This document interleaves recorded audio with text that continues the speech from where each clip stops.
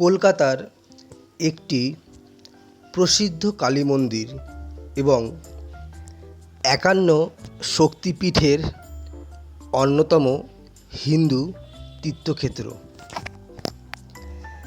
এই তীর্থের পীঠদেবী দক্ষিণাকালী এবং ভৈরব বা পীঠরক্ষক দেবতা নকুলেশ্বর রূপে পূজিত হন। পৌরাণিক কিংবদন্তি অনুসারে সতীর দেহত্যাগের পর তার ডান পায়ের ৪টি আঙুল এই তীর্থে পতিত হয়েছিল।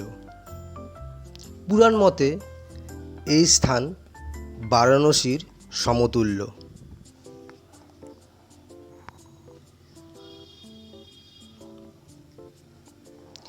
এবার আসি কালীঘাট মন্দিরের ইতিহাস প্রসঙ্গে। কালীঘাট একটি বহু প্রাচীন কালীক্ষেত্র।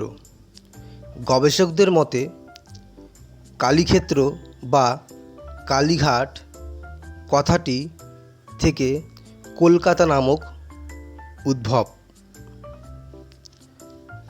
ধারণা করা হয় প্রায় ২০০০ বছর আগের গ্রিক দার্শনিক টলেমির ভারত বর্ণনাতে যে কালীগ্রামের কথা রয়েছে সেটি আজকের কালীঘাট। এও জানা যায় যে ১১০০ খ্রিস্টাব্দে রচিত চণ্ডীমঙ্গলে বর্ণিত ধনপতি সওদাগর তার পুত্র শ্রীমন্তকে নিয়ে সপ্তডাঙায় চড়ে আদিগঙ্গা দিয়ে যাবার সময় এখানে পুজো দিয়েছিলেন।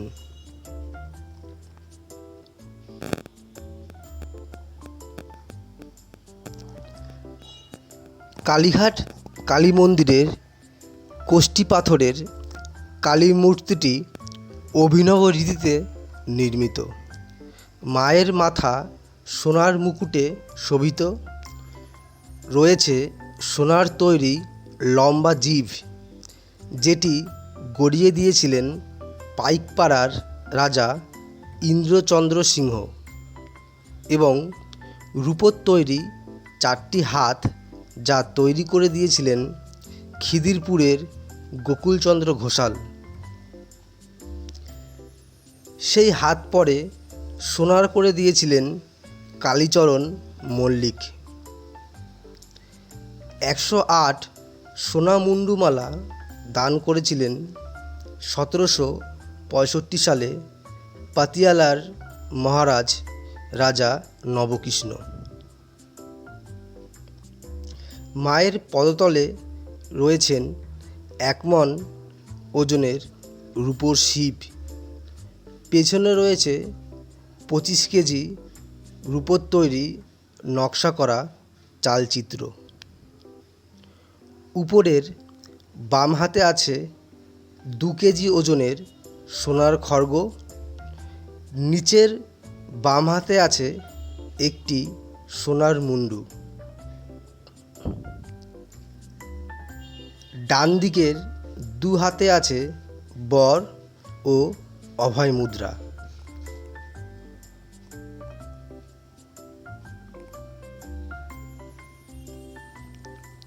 বলা হয় এই মন্দিরের দর্শনার্থীরা কেউই খালি হাতে ফেরত যান না। মা কালী সবারই মনস্কামনা পূর্ণ করেন। দেশের নানা জায়গা থেকে কালীঘাট মন্দির দেখতে ও পূজা দিতে বহু লোক সারা বছর ধরে আসেন। প্রতি বছর দুর্গাপুজো ও দীপান্বিতা কালী পুজোর দিন প্রচুর লোক মন্দিরে পুজো দিতে আসেন। কলকাতা মহানগরীর একটি অন্যতম দর্শনীয় স্থান এই কালীঘাটের মন্দির। বলা হয় মহাদেব যখন দেবী সতীর মৃত শরীরকে নিয়ে তাণ্ডব নৃত্য শুরু করেছিলেন, তখন পৃথিবীকে ধ্বংসের হাত থেকে বাঁচানোর জন্য ভগবান বিষ্ণু তার সুদর্শন চক্র দিয়ে দেবী সতীর দেহকে খণ্ড বিখণ্ড করে দিয়েছিলেন। দেহাংশগুলি যেখানে গিয়ে পড়ে সেগুলি এক একটি শক্তিপীঠে পরিণত হয়। এই রকম একটি শক্তিপীঠ হল কালীঘাটের মন্দির, যেখানে দেবীর ডান পায়ের আঙ্গুল পড়েছিল বলে লোকমুখে কথিত আছে। কালীঘাটের পাশ দিয়ে বয়ে যেত বুড়িগঙ্গা। 400 বছর আগে এখানে ছোট ছোট জাহাজ চলত, তবে এখন কংক্রিটের মাঝে এই মন্দির দর্শন করতে হলে অন্যতম সংযোগ মাধ্যম হলো কলকাতা মেট্রো। এছাড়া বাস ট্রামে চেপেও এখানে দর্শন করা যায়।